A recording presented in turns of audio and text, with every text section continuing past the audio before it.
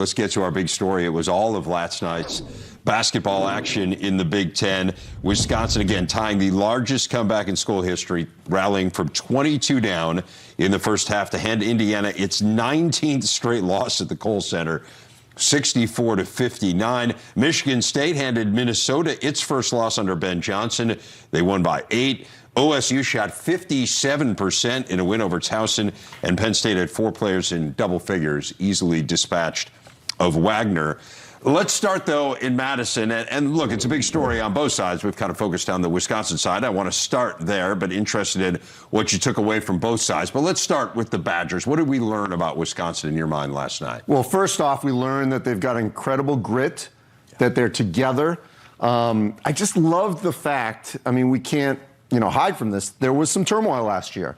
And I loved the post-game interview with Greg Gard and Johnny Davis. Yeah. The fact that they were so tight. And I saw it in Vegas, and we've talked about it on this show when I was out there for the Maui Invitational.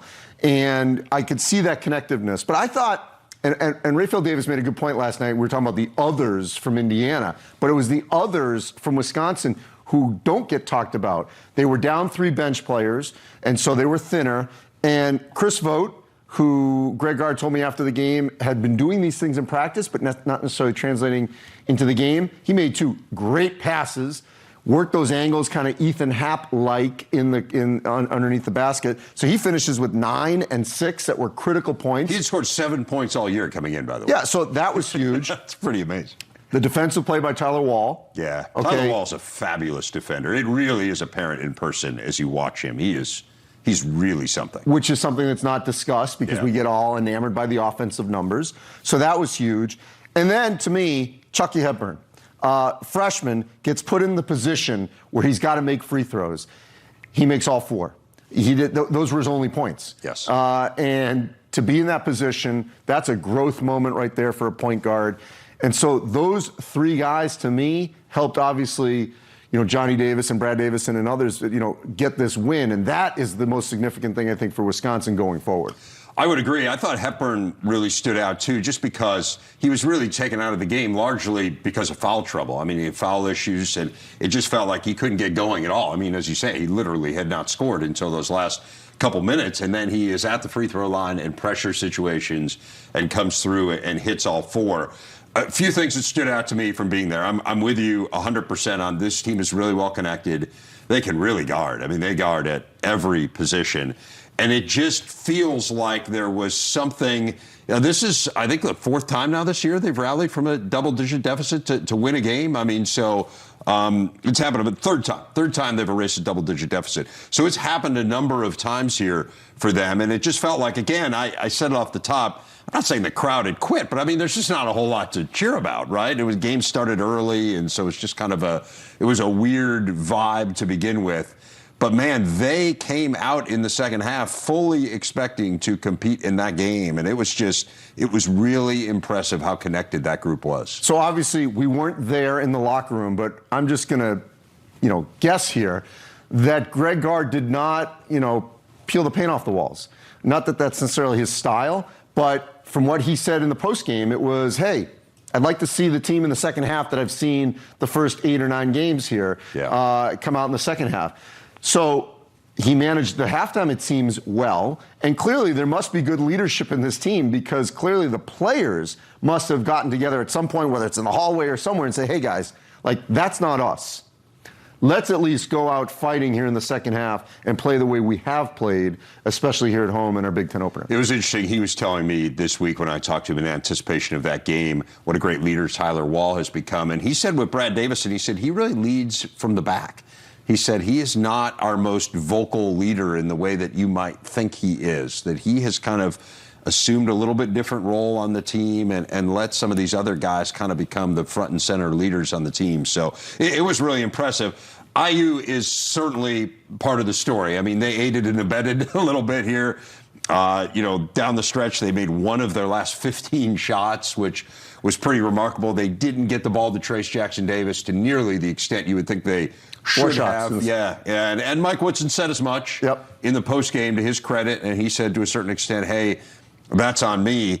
And again, I mean, you think about this streak at the Kohl Center and that nobody on that team was even alive the last time they won there. It's crazy. It'd be one thing if it were a bad program that hasn't won at the Kohl Center, but I mean, this is Indiana basketball, and they just can't get over this hump. Well, I don't want to sound like the old guy in the room here, but it's weird for me to hear that because when I was at school there, Wisconsin never beat Indiana. Right. Like it completely flipped in the 90s. Prior to that, Indiana owned Wisconsin, and Wisconsin could not beat them, whether it was home, road, didn't matter. So that's just weird for me to hear just personally. Yes. But for Indiana, and we talked about this last night as well, first off, I don't think it's just on Mike Woodson. You would think those players would say, TJD is our guy. We got to get to him the ball. And that did not happen. Xavier Johnson, he got bailed out by Race Thompson with this crazy sort of, shot that he was flying through the air. Race gets the offensive putback, one of the few buckets they had down the stretch.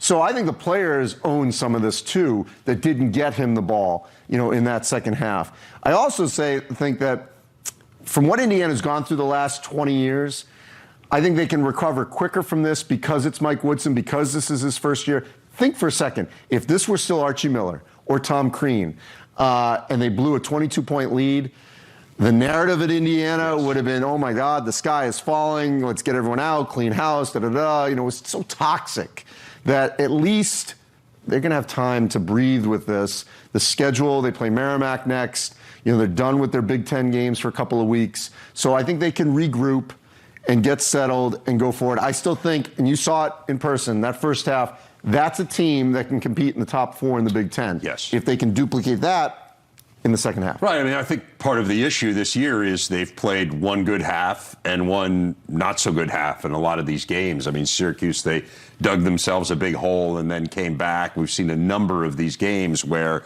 they're good for a while and then they're not good. They were really bad in the second half. You mentioned Xavier Johnson, and I just thought he was a little out of control. Frankly, I think he got frustrated. I kind of think Brad Davison got in his head a little bit from what I saw, again, from kind of being courtside, and it seemed like he was, I don't want to say overly emotional, but it just felt like he was not composed and under control. Again, 1 of 10 for him in the second half. He shouldn't be taking 10 shots right, with Trayce Jackson-Davis taking 4 in the second half. Something's askew there. The other guy that he's just got to be more consistent is Miller Kopp. He had 28, what was it, a week ago. Yeah.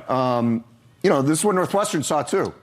You get this with Miller Kopp, and I think Mike Woodson and the staff has to say, okay, what are we going to get from you on a given night here in the Big Ten? Because it's got to be more than 7 points if Trayce Jackson-Davis is not being dominant.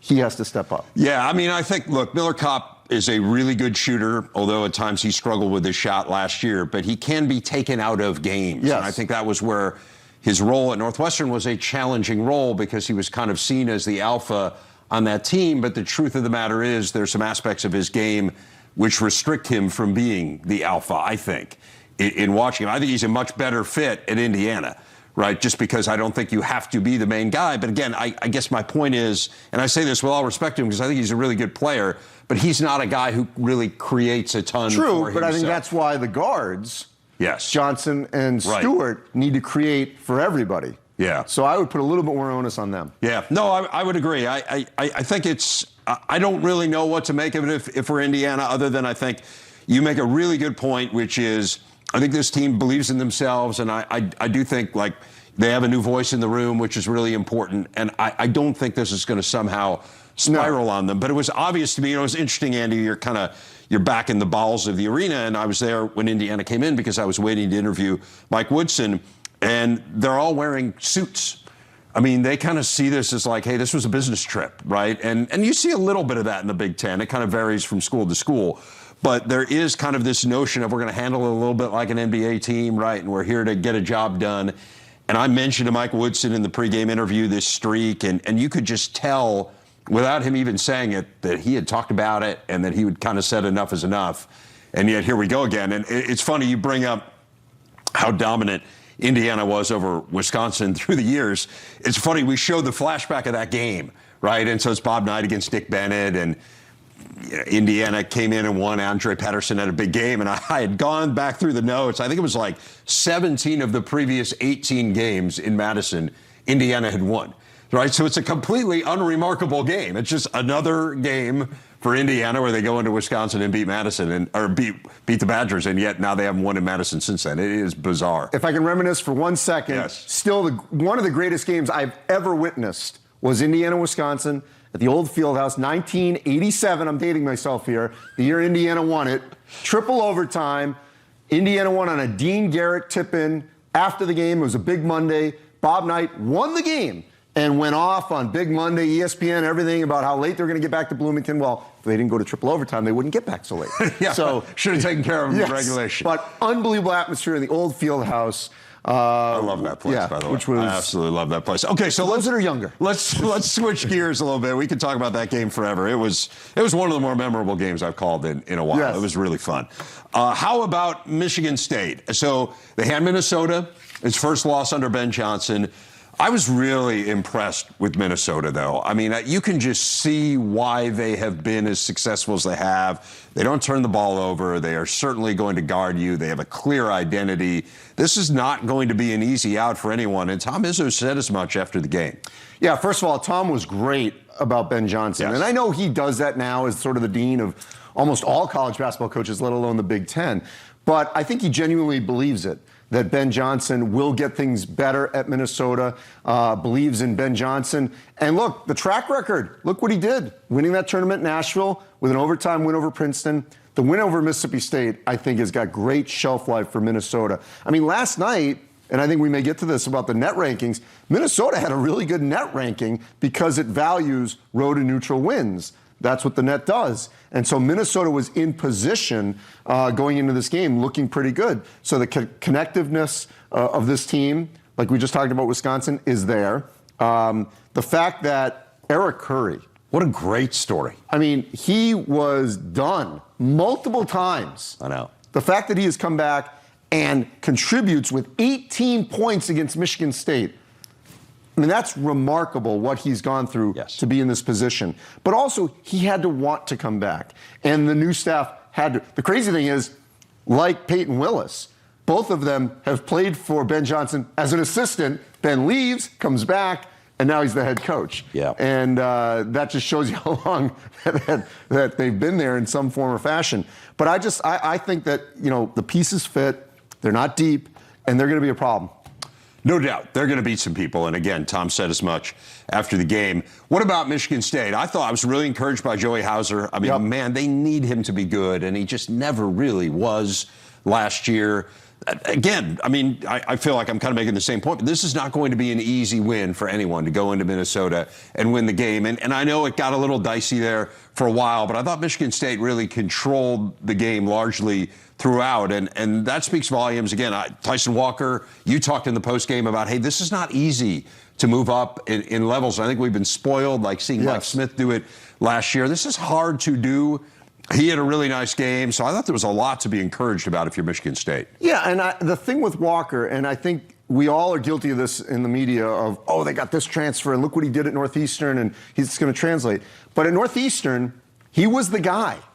He was a shot maker. He had to take, you know, in the teens in terms of shots per game, because that's what Northeastern wanted. He comes to Michigan State. No. That's not who you are here. You have to be a playmaker. You may only take 4 shots a game. You need to distribute. So there's a mindset change with that. You've got a different voice, and you've got to change your behavior on the court because you're not the guy here. You want to be a part of this? Great. But you've got to change, and it just takes time. And as you know, none of us have patience in this world. So, you know, especially fans and coaches. So he had to take time, and I thought last night was one of the best games we've seen from him since he's come to Michigan State. So good guard play there. I do want to touch on Ohio State quickly. The guard play there remains a little uninspiring to me. I mean, turnovers were an issue. Towson had 20 points off turnovers. This was a close game. It was a 1-point game. The front court's fabulous. I don't think there's any doubt about that. But there are still some backcourt issues there for Ohio State. Yeah, I mean, the one thing I'm going to be interested to see, and, you know, Chris Holtman knows this team, you know, 1,000 times better than I would, but Cedric Russell, will he get more time, more shots as the season progresses? Because he was huge down the stretch against Duke. And I talked to E.J. Liddell after that game, and he was like, you know, I knew it. I saw it in practice. Like, this is the guy that has to, you know, help us out, because that is the big Achilles heel for them. They did not expect to lose Dwayne Washington. I think we have to reiterate that. The draft was later. It was July, okay? So they didn't know, and remember, he was a late add to the combine, and then he goes from the G League combine to the NBA draft combine. So he was wavering down to the final 11th hour, and then they lose him. So that was not expected for this Ohio State team. If they have Dwayne Washington, totally different deal. Now you got Cedric Russell, Michi Johnson, and you got to piece this whole thing together. And so that's where Ohio State's weakness will be until they can just get more minutes, more shots, more experience out of that group. And again, they're a really good team. I mean, they beat Duke, right? I mean, we know what comeback. We know how good this team can be, but again, as you kind of question the consistency and what are they going to be on a night in, night out basis, it does seem like the backcourt maybe is a limiting factor. But when Zed Key's on and EJ Liddell is on, they can be as good in the front court as just about anyone. So we'll see. We'll see. But interesting night last night in the Big Ten for sure. More from Andy coming up. We're going to turn our attention to football, though, next. Pat Forde will stop by. Some thoughts on Michigan's matchup with Georgia and more as we continue Big Ten Today.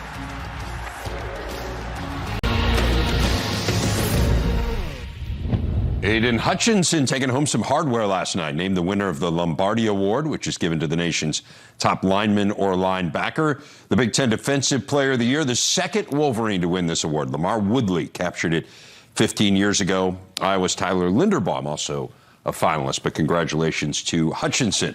And so as we turn our attention to some football talk, we are joined by SI's Pat Forde. And Pat, this is the first time that I've had the chance to talk to you since the top four came out, and since we got our college football playoff. We have spoken quite a bit on this show about whether the committee got it right in terms of Alabama being the 1 seed and Michigan being the 2 seed. What's your take? Is that the correct order in your mind?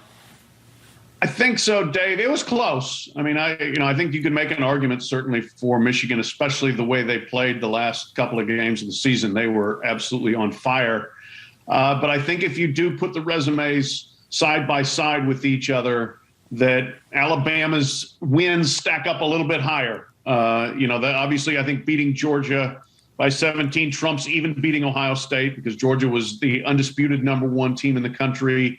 And you go down the line, second, third, fourth, most of them, I would say, are better than Michigan's wins. Not by a lot, but I think they were. I would say Michigan had the better loss by 4 points in kind of a disputed fashion to Michigan State versus losing to a Texas A&M team that ended up 7-5. But I think the wins weighed a little stronger in favor of Alabama. But again, I mean, like if the committee had come out with Michigan 1 and Alabama 2, I would not have been shocked. I think it was very close. Yeah, I agree with you. And I've certainly made the case for Michigan. Again, that's maybe part of what I do here. But I would also say, I think that my frustration on this whole thing is where you say Georgia was the undisputed number 1 team. They were the number 1 team because the committee kept telling us they were the number 1 team. But if you really examine the resume, and because they were undefeated on the field, I mean, again, I'm not saying they shouldn't have been. I'm not saying had I had an AP vote that I wouldn't have voted them number 1. But at a certain point, do you question, well, were they really the best team? I mean, they haven't beaten anyone outside of Clemson. That was the best team that they beat. I understand they dominated everyone. I understand that statistically their defense was historically good. But I do think it's fair to question the opposition that they accumulated those stats and wins against. And maybe they weren't truly as good as we thought. I do think there's a little circular logic there of saying, well, Alabama beat the best team in Georgia without then examining, well, maybe Georgia wasn't the best team.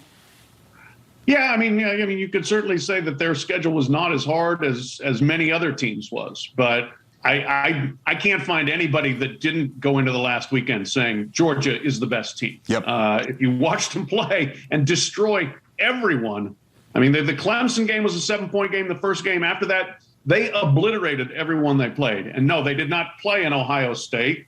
They didn't play, other top 10 teams, but you're looking, Arkansas was undefeated, ends up in the top 25. That was 37-0. I believe it was 28-0 in the first quarter of that game. Kentucky ended up 9-3. That was not a close game. So the teams that they did beat, they destroyed them. You can say, well, the overall body of work, they didn't beat great teams, but they beat everyone. And again, I think there was a lot of revisionism based on losing to Alabama, that then it becomes, well, were they really that good? Everybody thought they were pretty much up until December 4th. And I did too. I mean, again, I'm not saying that I wasn't buying into Georgia or that I saw through them in some sort of way. Okay, so let's get into this game then. Let's get into Michigan and Georgia. How good a chance do you give the Wolverines against the Bulldogs? I give them a solid chance. I mean, I'm shocked that Georgia's favored by, I think, 8 points. That to me is very surprising. It's going to be a great clash of strength on strength. I think it's a top 10 rushing offense for Michigan with a Joe Moore finalist offensive line that's played great with a incredibly tough, durable back in Hassan Haskins, with an explosive back in Blake Corum, against a top 5 rushing defense and that great front for Georgia, and very, very good linebackers behind them that make it really hard to run the ball. It's one thing, like we saw Alabama be able to exploit, I think, Georgia's cornerbacks. That's the weakest part of that defense. They still didn't run the ball with great effectiveness. A couple of scrambles by Bryce Young. But for the most part, if you just line up and try to run on Georgia, most people have had a long afternoon. But Michigan may have the horses to change that. And if they can sustain things offensively there and then hit a few big plays, one of the things that's been underrated, I pointed that out this week, they lead the nation in plays of 50 yards or longer, tied for the lead in 60 or longer, tied for the lead in 70 or longer. So they have broken some huge plays.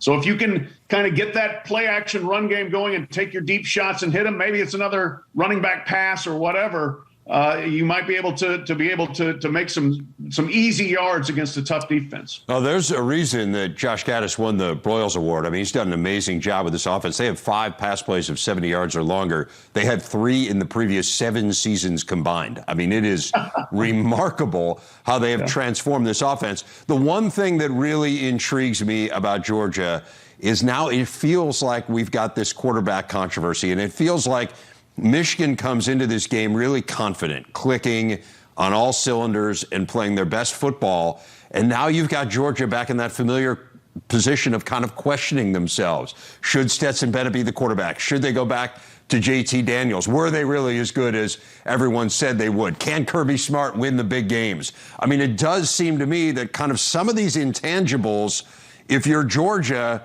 have you thinking a little bit of, here we go again. Sure. No, the psychic baggage is back for Georgia. It's been the one element of the Kirby Smart era that's been a drawback is, they have obviously elevated to the point where their recruiting is the best in the country. They can beat virtually anyone, but they throw in one game a year, and it's usually a really big game where things fall apart. And then, is that an indication that this team is not built to win a national championship? And of course, you point to the quarterback situation, and that's all the talk. I mean, there were plenty of Georgia fans who all along were like, we love Stetson Bennett, we think. And then you get into a shootout situation, and he's not able to go throw for throw and makes it through a couple of big interceptions. You can't necessarily stretch the field with him. They like JT Daniels. They love Stetson Bennett. The players on the team love Stetson Bennett. He is the popular guy in the locker room. Obviously, a great story walk-on, who's a self-made guy and really has had a very good season until you need him to throw for 300, 350 yards. Then he can do it. So my sense, Dave, and again, we're guessing because we don't know what's going on at Georgia right now, is that Kirby Smart wants to stick with him, but this is going to be the classic Johnny Holstaff bullpen playoff baseball game where the hook will be very quick. If they get behind, I would not be shocked if we see JT Daniels be inserted into the lineup here. And one of the good things, this isn't baseball, so you can go back and forth as needed. But I think JT Daniels will definitely be part of the game plan if things get it all sideways for Georgia. What does it mean to the Big Ten to have another team in the playoff? I mean, so it is interesting, right, that all year we've had Georgia, as you said, kind of the number 1 team in the country, that you have Alabama, of course, in the playoff as well, that we've had LSU win a national championship in recent years. And yet, for the Big Ten, Ohio State has kind of been the sole standard bearer here. How does it change the perception of the league and kind of the dynamics here to have Michigan challenging in the same way that Ohio State has? It's big. I think it's great for the league and needed to not just be Ohio State and everyone else. This is who Michigan has always aspired to be. This is who we thought Michigan was going to be when they hired Jim Harbaugh. they were on that track in 2015 and 16, and then things stagnated and kind of went backwards a little bit. And now to be here, to have dominated Ohio State, to dominate the Big Ten championship game, and to come rolling into the playoff and show that, yes, the Big Ten is more than one school, which has kind of been the SEC's thing. Well, yes, it's usually Alabama, but it can be other teams. And now you can look at the Big Ten and say, well, it's usually Ohio State, but it can be other teams. And for Michigan to be a legitimate contender here and I think have a chance to win this whole thing is really big. It's important for not just Michigan, but important for the Big Ten.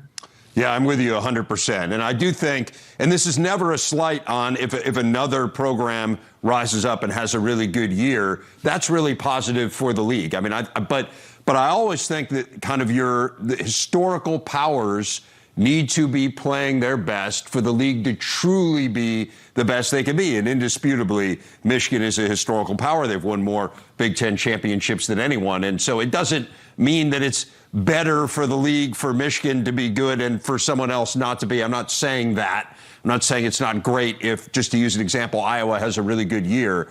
I'm just saying that if teams that have resources and history aren't achieving in the way that they have achieved historically, it's hard for the league to be at its best. So I agree with you 100%. We'll get more from Pat coming up, some interesting coordinator moves in the Big Ten. Want to get your take on that. But Andy's going to rejoin me. Going to go back to hoops. Chance to see Purdue as the nation's #1 team for the first time tonight. We got a Cy-Hawk battle as well. Stick around for that next. Got hoops on the network tonight. Jaden Ivey and top-ranked Purdue visiting Ron Harper Jr. and Rutgers. It's Big Ten basketball presented by Rocket Mortgage tonight, 7 Eastern on the Big Ten Network and the Fox Sports app. It is never easy to go on the road, but this is a struggling Rutgers team. Purdue, again, wearing the mantle of the #1 team for the first time. What do you make of this matchup? Well, first off, Geo Baker has not been healthy. He's been out with a hamstring injury. And it's a shame because it'd be great to see a full Rutgers team with a rowdy rack. I think we still may get the rowdy rack, but Rutgers is going to Jersey Mike's Arena, by the way, now. Okay. They'll still be the rack to me. They're going to need a Herculean effort because they're so thin right now. They're already thin before this because of their bench was just not as productive. So this is a great test for Purdue to just be locked in. Yeah. Do what you're supposed to do. Take care of business. Win a game like this. They got a weekend in the Northeast. They've got NC State on Sunday. Another team that's not completely healthy. Manny Bates is out for the season, so that's their big guy. So another advantage for Purdue. And so this puts a huge onus on Omorie. Oh, I said I was going to get Amorie. Cliff Amorie. Amorie. Sorry, Cliff. Amorie. This puts a huge onus on him. It does. Because he's got to deal with Edey and Travion Williams. So, look, Purdue let Iowa back in the game I was at last Friday night. They got to take care of business, be locked in, and win this game. Home court really does mean a lot. As you say, that is a great atmosphere there when they get it going. It's just so hard to win if you can't put the ball in the basket. I mean, I don't mean to oversimplify the game too much, right? But sometimes, at its essence, that's what basketball is about. And, man, this Rutgers team just struggles to score. And as you say, without Geo, it's like a trip to the dentist sometimes. Well, the one thing that Purdue had problems with Friday night was toward the end when Iowa was trapping Hunter and Thompson, who was kind of hobbled. That allowed Iowa to get back in the basketball game. So we'll see. Does Rutgers try to do that? I don't know if they have the personnel to do that. That's the issue. But that is the Achilles heel right now of Purdue, is how do they handle ball pressure? Interestingly, Rutgers has won the last 3 in this series. Did you know that? I did not know that. I did not know that either until I found that stat that I just felt was begging to be brought onto Big Ten today. Okay, let's switch gears to Iowa and Iowa State. And if you weren't paying attention and you're just for the first time looking at Iowa State this year, and Iowa State was as bad as a team could be last year. They're not winning a single game in the Big 12. They had the bagel in the Big 12 play last year, and now they are undefeated. They have retooled their team. They have a couple of with Big Ten players, Isaiah Brockington and Gabe Kalsher among them. So what's going on? Is Iowa State for real here? How good is this team? Well, I think we have to say they are. I mean, the teams they beat, I'm not sure how good Memphis is anymore, but they handled them in New York. They did win at Creighton, road game. I think Creighton's sort of lower third of the Big East, but still quality wins. And those Big Ten players are playing the way they used to play. Gabe Kalsher, this is the Gabe Kalsher we saw at the beginning of his Minnesota career. Toward the end, he wasn't shooting the basketball well. I know he wasn't 100% healthy. Now he's shooting lights out. And so TJ Otzelberger has sort of got the perfect storm with these guys playing well. And I think Hilton Coliseum, which is one of the more underrated venues in the country, is going to be absolutely off the charts. This is a brutal game for Iowa because it's the end of this 3-game stretch where they had Purdue on the road, home Illinois, and now Iowa State. Going 0 for 3, that's going to be significant if they don't salvage this one. If they get it, wow, what a momentum changer for them. Doesn't mean that the sky's completely falling, but it may bring them down a notch. They still, I think, are one of the more surprising teams because they played really well in that Purdue game without Keegan Murray. Right. But this is going to be a real tough test for them that they've got to play well in. It's interesting in kind of looking at what Iowa State has done to succeed. They turn teams over at an enormous rate, and it feels like that plays into Iowa's hands because they have been really good protecting the basketball this year. So this, but again, as you say, things can get a little crazy. You're in Hilton, you've got the fans going nuts. I agree with you, and you were making this point too. I was listening to you guys. I was driving home yesterday, and you were making the point about, man, those first 2 Big Ten games that you get in December, it really does kind of color your perception of your team. At Iowa, man, they got dealt a really difficult hand, and then you compound it with this very challenging game here, an in-state rivalry that you play every year, and it happens to be on the road. And man, all of a sudden you can find yourself in a little bit of a tailspin with what I agree with you is a really good team. I mean, they have exceeded expectations. Well, and that's the crazy thing. As much as, and you and I talked about this, that, and I talked to Mike DeCourcy about this as well, that Iowa had to play that kind of soft schedule because they didn't know exactly what they had. So they won those games. Imagine if they had played some sort of rugged tournament or something like that before, and let's say they were 5-3 or something like that going into this 3-game stretch. Yeah. Then you lose 2, and then you lose maybe 3. Now it's a totally different situation. At least they've got those bankable wins. They may not be great, bankable, but now if they were to lose tonight, they got time to reset. I mean, the game against Utah State in South Dakota is not going to be easy either, but that's a game they should win, but it's certainly going to be difficult. I know you want to clarify the net rankings. This is the first week that we have seen the net rankings. So what do you want people to understand about this? And again, this is the NCAA's sorting tool and device. What should people know? Well, first of all, I think this is great news for the Big Ten. You know, the Big Ten got maligned after the Gavitt games, but 10 teams are in the top 60. Okay, so that's number one point that I think is important. The net versus KenPom as an example. KenPom, that's used a lot, deals with a lot of efficiency, but it also has a predictor based on what happened last season and what could happen. Whereas the net, everyone is 0-0. Okay, so you start 0-0. And that's why an Iowa is at 22 because they had such a great start prior to these last 2 games at 0-0. So the fact that they've got these teams, it's not a deciding factor, but it is a sorting tool, and it helps the committee. And I just think for teams like Northwestern, which is at 43 because they had a road win over Georgia, a neutral court win over Georgia, and a road win over Maryland. That matters more for the net ranking. That's significant for Northwestern. The fact that Minnesota is at 57, now this is after the loss to Michigan State last night, but they had road wins or neutral wins in Asheville, road win in Mississippi State. That's going to help Minnesota's cause. You can't dismiss Minnesota as a possible tournament team here in mid-December based on what they've done on their resume. On the flip side, Michigan, they're going to climb because of their schedule. 41, yes, they got blown out by Arizona and North Carolina, but both those games were away from home. They beat San Diego State at home. So, you know, it works data-wise a little bit in their favor. Again, as you say, because nothing from the previous season is baked in, unlike in KenPom where there is stuff baked in and then it kind of adjusts out as the year goes on and then you get to a point where it is based solely on this season, you do get a few that seem askew earlier in the year. Like, I think Maryland will be a lot higher when the season is over than where they are in the net right now. But right. Because I think they're better than that. But it's hard to dispute. You lose a home game to George Mason and you struggle with Hofstra, and that's kind of where you're going to be. But, you know, top 75 is a critical thing in the net. And as we speak right now, 10 teams are in the top 60. That's 10 quad one games if you were to play these games on the road.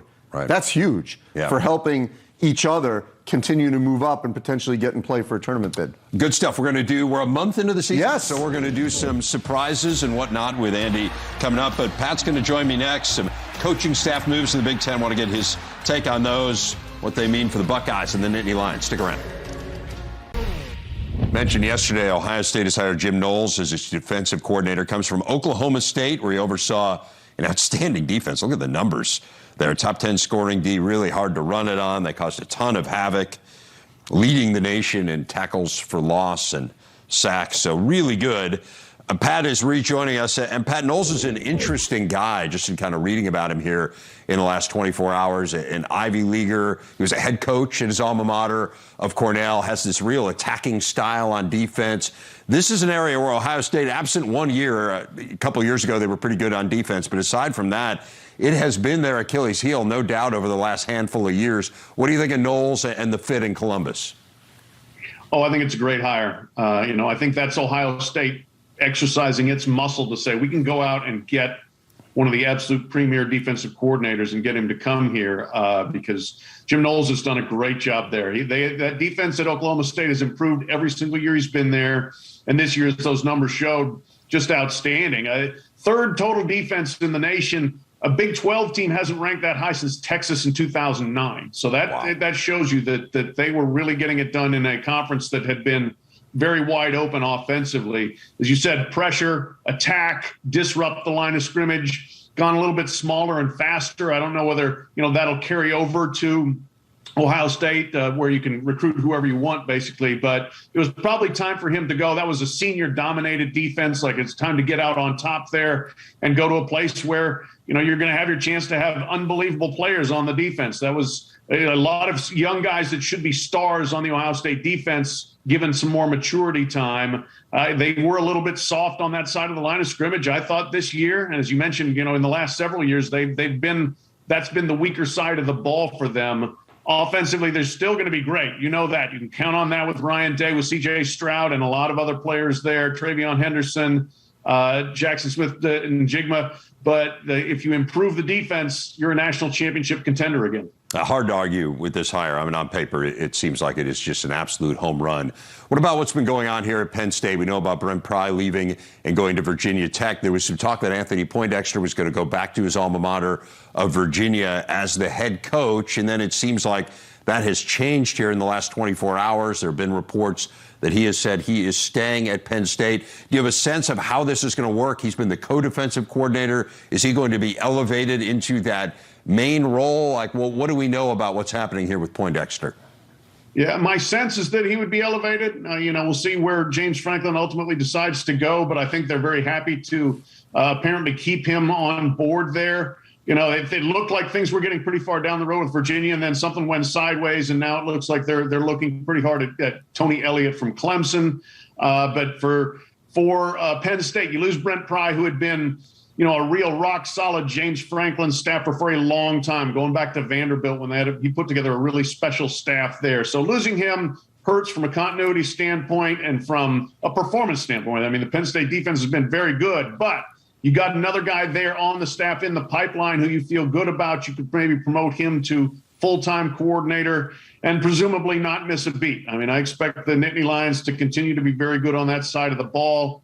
I don't think that James Franklin knows how to put together a staff, and that should be an area where they don't necessarily take a big step back losing Brent Pry. A couple other things I wanted to talk to you about. The Heisman came out since we've talked to you last, the four finalists anyway. Aiden Hutchinson and C.J. Stroud, of course, making it from the Big Ten. Bryce Young, Kenny Pickett as well. Do you feel like the voters got the right four guys? It was not my three. I will say that. We're not allowed to say who we voted for. It was partially my three, but there was at least one spot on there that I differ from the finalists. But I guess this year I was a little more excited to see the defensive guys because I thought they were the best players on the best teams, and that's generally who gets rewarded for the Heisman. It's just hard for people to think outside the defensive mold.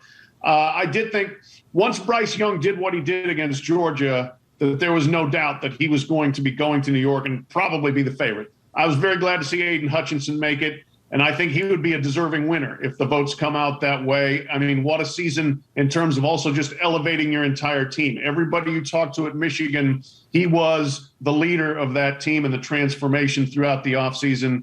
C.J. Stroud, phenomenal season. Kenny Pickett, phenomenal season. You know, Pickett is another one of those guys that helped take his team from here to there. And so you can kind of understand him as a transformational figure there. I would anticipate at this point it's going to be Bryce Young, but we'll see. It's been an unusual Heisman season, and maybe we'll have a surprise on Saturday night.